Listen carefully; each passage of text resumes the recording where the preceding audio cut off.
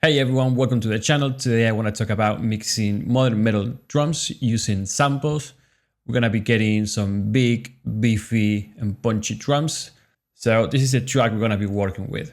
Unearthing each ounce of pain, pulsing deep within my head.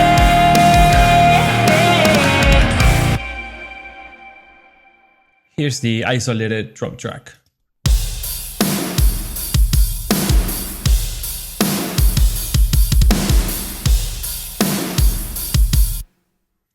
So we're going to be getting this big, punchy and beefy sound using samples mostly on the shells, obviously. So let's dive in right into it. I want to go shell by shell, part by part. So we're going to get started with the kick first, and then we're going to get to the drum bus as the last one. We're going to also be checking the hi-hats, the overheads, and the rooms. Okay, let's get started with the kick. This is how the kick sounds on its own.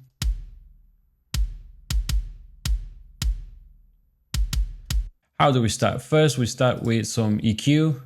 I'm removing a little bit of the really low end, below 37, boosting around 114, dipping 830, and giving a little bit of a boost on the 5K. That's mostly for the click as well. So let's see each one of them, what it's doing.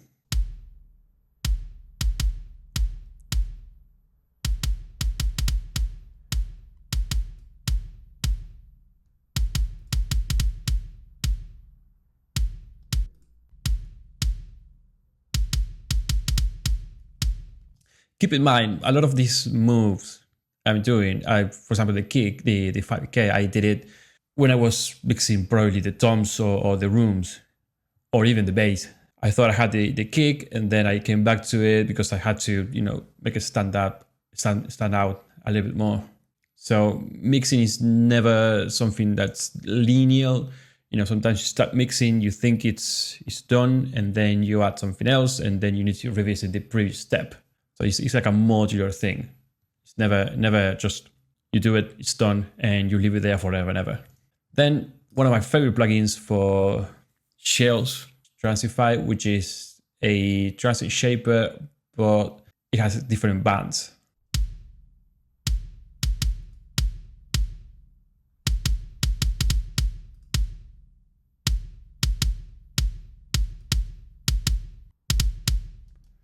So it's getting beefy and round, but also clicky, so it stands out.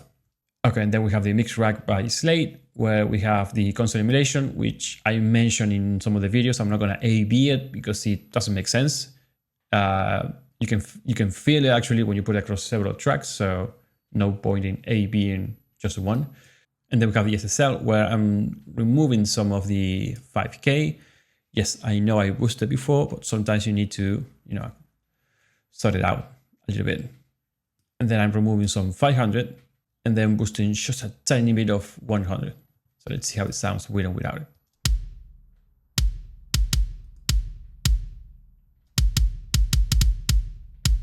Little beefy. And then lastly, we have the pulse accumulation, which is doing some boost on the 60. Let's see how it sounds before and after.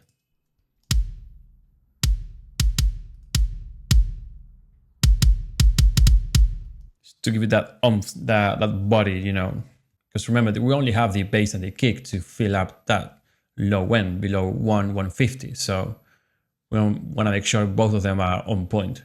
So this is before and after with all of them.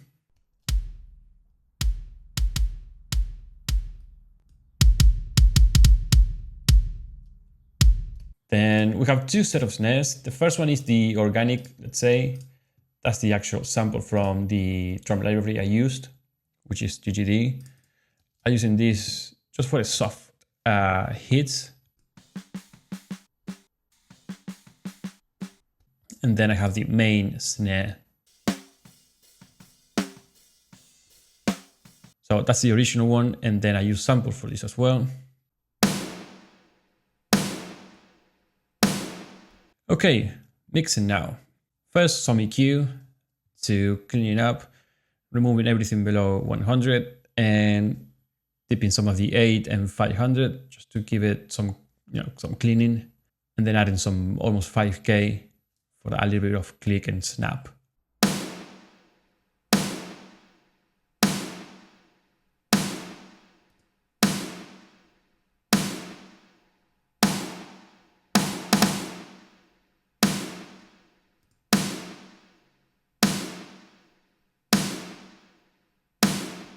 Then moving on, we have again Transify.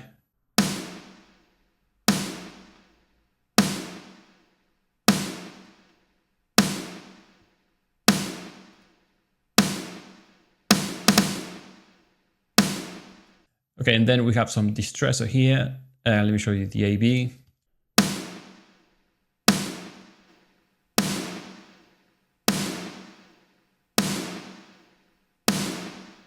The idea behind it was to control a little bit the attack. You know, we gave it a lot of attack. Now we need to control it just a tiny bit and make it, you know, bigger, the explosion, the afterwards.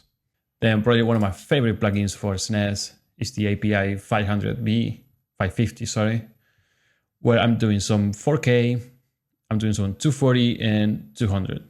Let's see each one of them. We have 4, 2, 4. Start with the 200.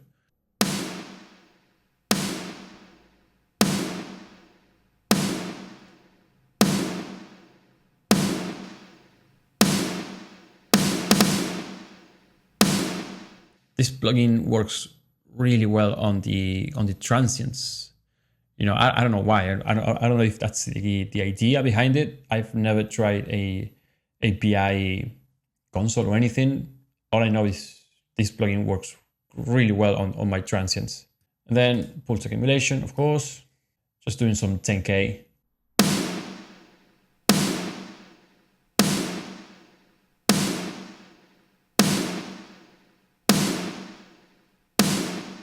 Helps to give it some air. This, unlike the API, doesn't work, or at least the results I'm getting. Not so focused on the transient, but on the overall, so works really well. This is how it sounds before and after. I'm gonna play the kick as well.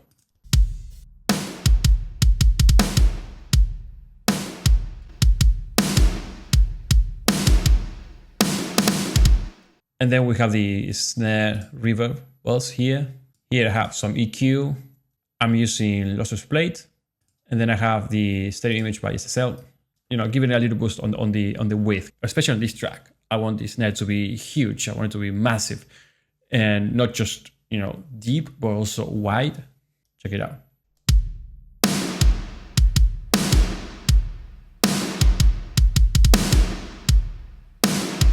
If you headset, you will notice really on the sides how big it is.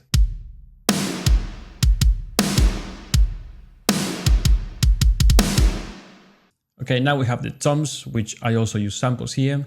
I use almost the same chain. I mean, I did use the same chain for all of them, which is F6, Transify, and then a bunch of stuff from the mix rack, which is console emulation again, some transient shaper, distressor, and SSL. The only thing that changed was a little bit of the EQ. You know, I removed a little bit more here and there, or I added something different. So this is how it sounds on its own, the toms. Let's activate the F6. What I'm doing is, depending on the toms, I'm boosting some of the low end, removing quite of the mid, and boosting with a high shelf. This is overall the same figure for all of them. That's the rack one, that's the first floor, and there's the second floor. So the second floor, obviously I didn't boost that much of the low end because it has plenty of low end. Then we have some Transify, which is mostly doing mids and low mids, and a little bit of bass, mostly in this case, not to increase the attack, but to contain the sustain. Those toms, I like really dry toms first, right? Because then I'm gonna send it to my reverb bus and everything. But in the beginning, I want them to be quite dry and contained. Otherwise, they extend for too much and they can cause a lot of issues with the low end, and that's not nice. So I remove pretty much all the sustain on the lows and the mid lows.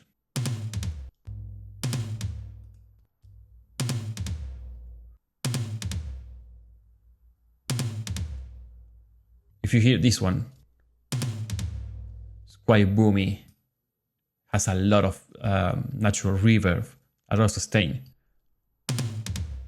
That's dry. That's really dry. And then of course this one, which is the same for all of them.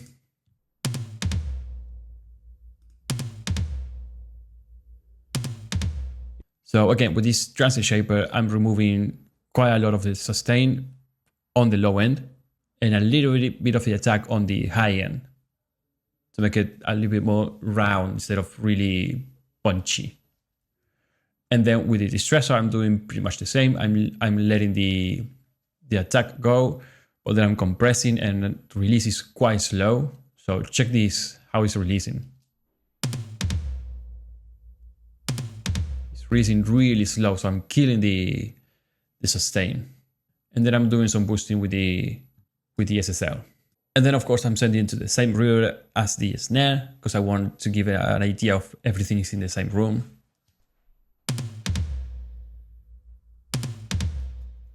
Next one is the hi-hats.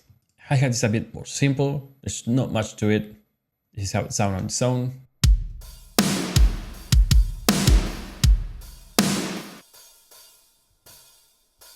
So first one, the EQ, we have dipping around 500 and around 1K, and then some boosting on 9K and removing 6.4, which is quite shrilling. So then we have Pulsec, which is not doing much, just a little bit of boost around 12K.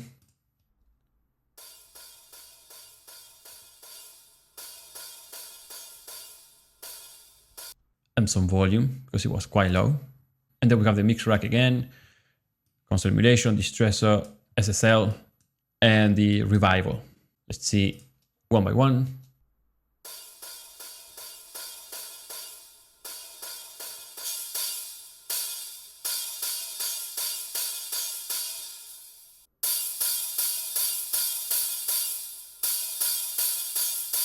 It's quite sharp, so that's why I did the 6K before. Now, I'm sure you're going to be asking, why do I use the distressor if I'm not compressing anything? Because it's not even hitting the 1 dB. So why am I using a distressor if all I need probably is just a volume knob in any case?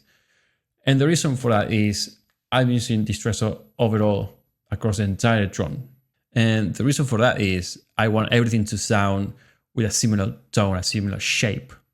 So if I put distressor here and 1176 over there and LA2A over here, it's going to be a bit messy, it's not going to be cohesive. So if we put the same tonal compressor across the entire drum mix or guitars or whatever, it's going to have some similar flavor to it, you know.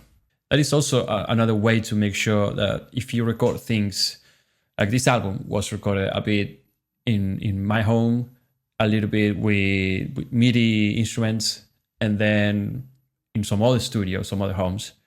So how do you make sure everything sounds like it was recorded in the same space? One of the ways to do it is use the same type of plugins across the entire mix, especially those who have tonality to them, like a distressor or 1176. So I use distressor on the bass as well, on the guitars, vocals, I think, I'm not sure. But, you know, keep it consistent and it would sound cohesive. Okay, now we have the overheads. We always start with EQ, quite similar to what we did on the hi-hats, to be honest. And that is on purpose because they share some of the same frequencies in the end. So why not? Dipping 6.4, boosting 9,000, and dipping 5 and almost 1K. Then we have, again, the same plugin. We are boosting the 12, in this case, quite a bit more.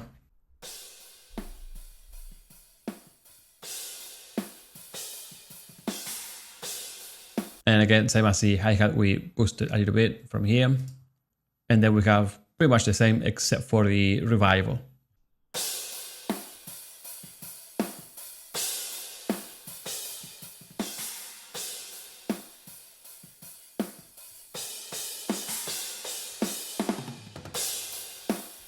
In this case, we are actually compressing especially because the overheads you have bleeding from the kick and the snare and the toms and everything else. So we use the snare and the kick to keep everything in check, to smooth it out.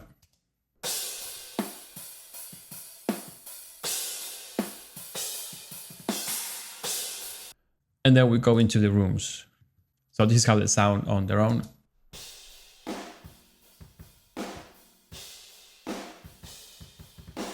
Good rooms out of the box. And then we have first plugin, Lockness Smashbox, which is a mix between saturation or distortion and compression. We have some pre-filtering to remove the things we don't want, which is below, 37 and below. We go straight into the crust, which is like the saturation or the distortion, which is between 5 and 4. Let's see how it sounds.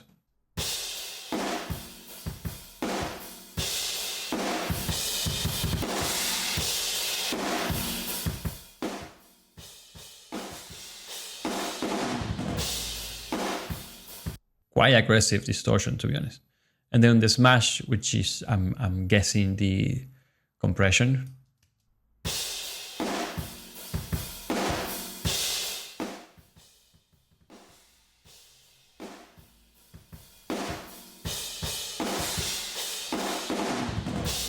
We have a trim knob and a mix knob, which is like 91%.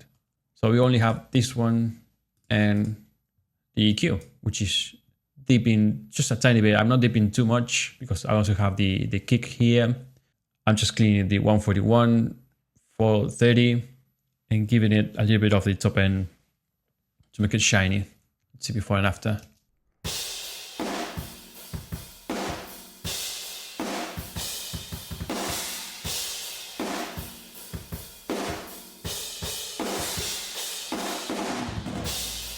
So what I want to show you is the influence of the room mics. So what I'm going to do is I'm going to play all the drums, shells and cymbals without the rooms, and then I'm going to unmute the rooms.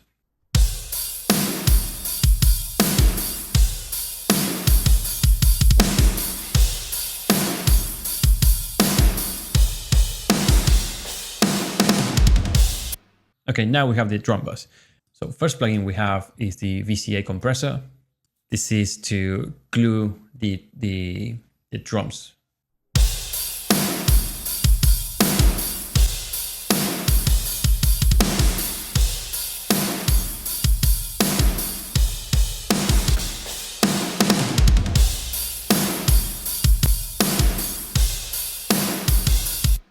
Then we have the Pulsec, which is going to give us some 60 and a little bit of 16.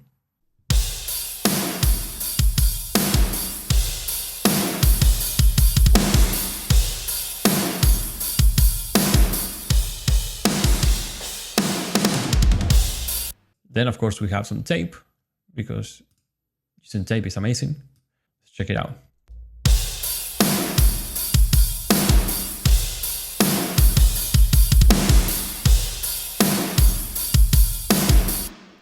Really nice coloring. And then I thought of finishing everything up with some extra room.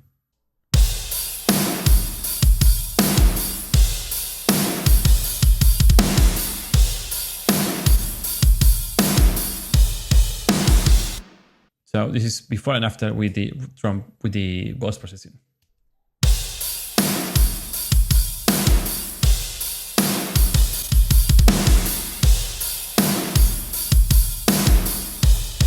Okay, lastly, I mentioned the parallel compression.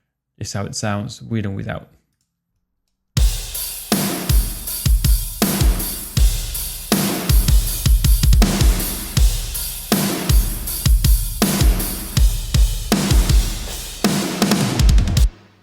It might sound like it's a lot, really huge and really big, but when you put it in context,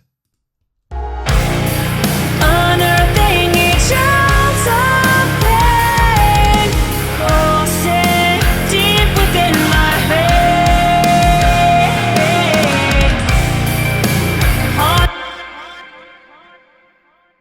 it's actually what this song needs.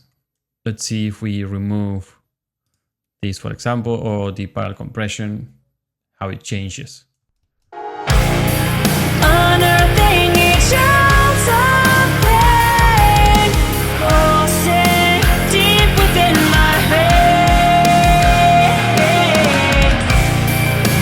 haunting memories. All right, I really hope you enjoyed this walkthrough on my drum chain using the samples for modern metal. If you did enjoy and like it, don't forget to click like and subscribe and leave me any questions and I will answer them. Thank you very much.